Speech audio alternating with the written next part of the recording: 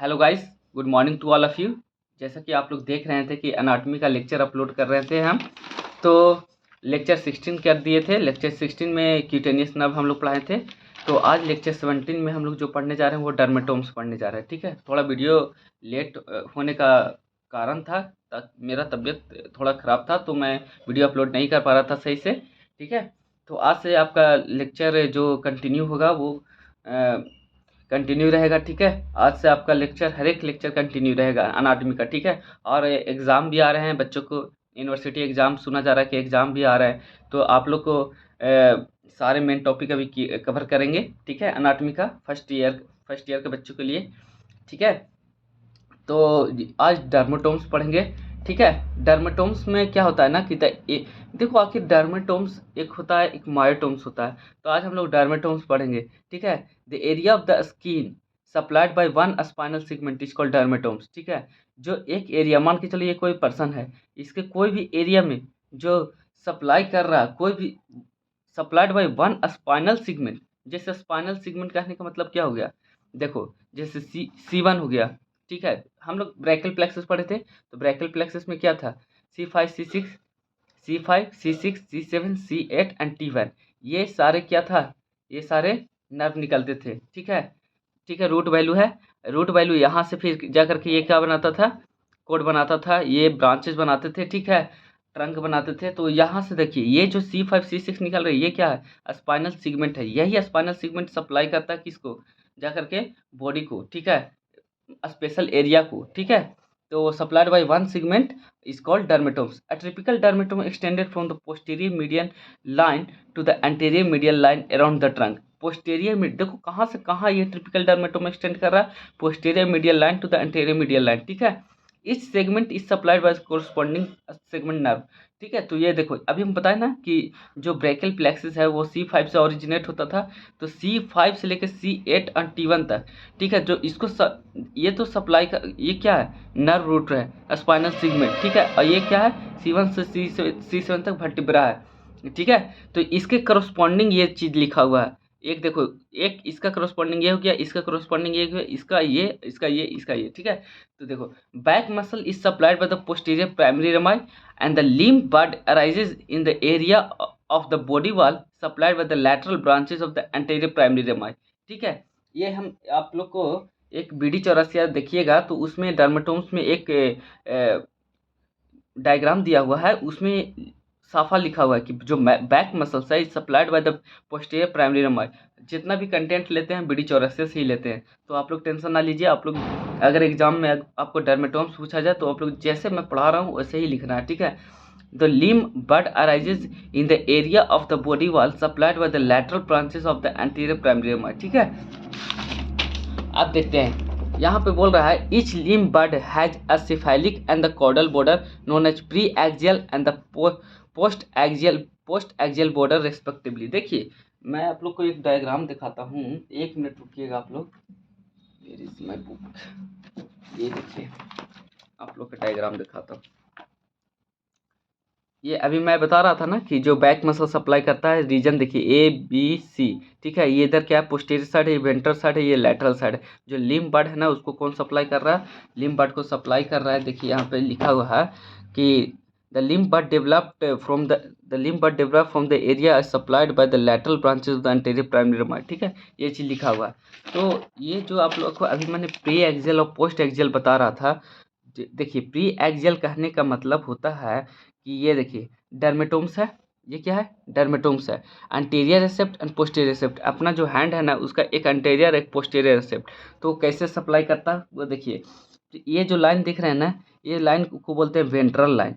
ये क्या है, जो ब्लैक वाला लाइन दिख रहा है वो वेंट्रल लाइन है, यहाँ तक एक्सटेंड कर रहा है। और ये जो ये क्या दिख रहा है, ये डोर्सल एक्सियल लाइन है। ठीक है, और जो वेंट्रल लाइन के दिस साइड है ना, थंब साइड, उसको कहते हैं प्री एक्सियल बॉर्डर। ये क्या है, प्री एक्सियल बॉर्डर। और इसको जो ये साइड कहते हैं अंदर वाले साइड को, ये जो लैटरल साइड है, और ये अंदर वाले साइड मीडियन साइड को क्या कहते हैं, पोस्ट एक्सियल बॉर्डर। ये देखिए सब पोस्ट एक्सियल बॉर्डर है कि नहीं। तो यही चीज़ यहाँ पे बोला जा रहा है कि each limb bud has a cephalic and the caudal. अभी सिफाइलिक हम समझेंगे, cephalic and caudal border known as preaxial and postaxial border. In upper limb the thumb and the radius lie along the preaxial border. देखिए यहाँ से बोल रहा है ना, ये जो थंब है ना वो प्री एक्सियल बॉर्डर में लाई कर रहा है, ठीक है।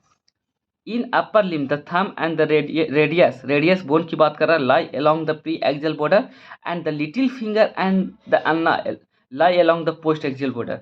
देखिए जो लिटिल फिंगर है ये वाला, और जो अल्ना किधर रहता है, लिटिल फिंगर के साइड ही रहता है ना अल्ना, ठीक है।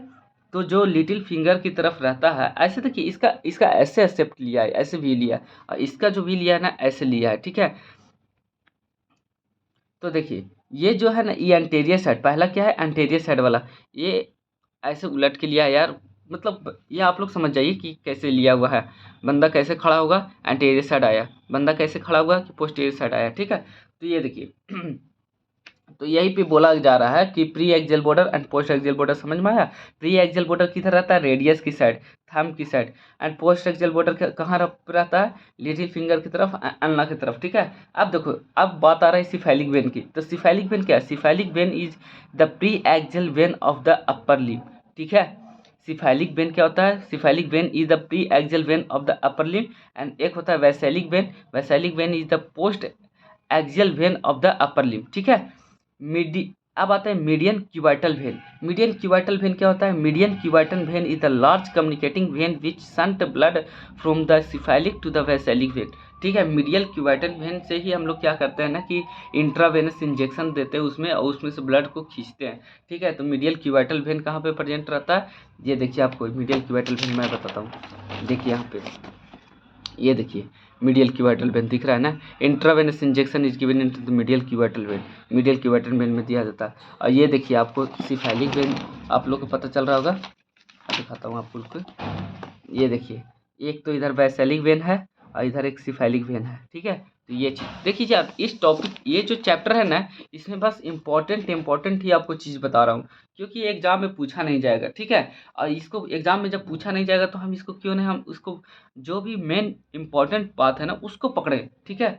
बाकी सारे बात को छोड़ देते हैं, ठीक है।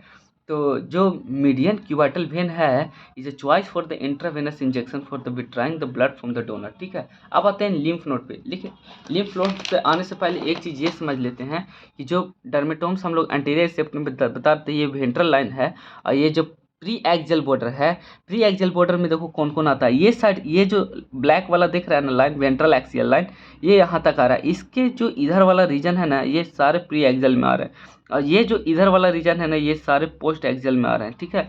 ये चीज़ आप ध्यान रखिएगा। अब आते हैं lymph node. Lymph node are the small bean like structure that are usually present in the groups, ठीक है। जो लिम्फ नोड क्या होता है ना, एक छोटे छोटे सीम के दाने जैसे होते हैं, वो हर एक ज्वाइंट के पास वो प्रेजेंट रहता है, ठीक है। तो lymph node they are not normally palpable in the living subject, वो ऐसे नॉर्मली क्या होता है पल्पेबल नहीं हो सकता है कोई भी सब्जेक्ट में, ठीक है। तो उसको पल्पेबल करने के लिए कब वो पल्पेबल होता है, जब वो इनलार्ज होता है, और इनलार्ज कब होता है, जब कोई डिजीज होता है, ठीक है।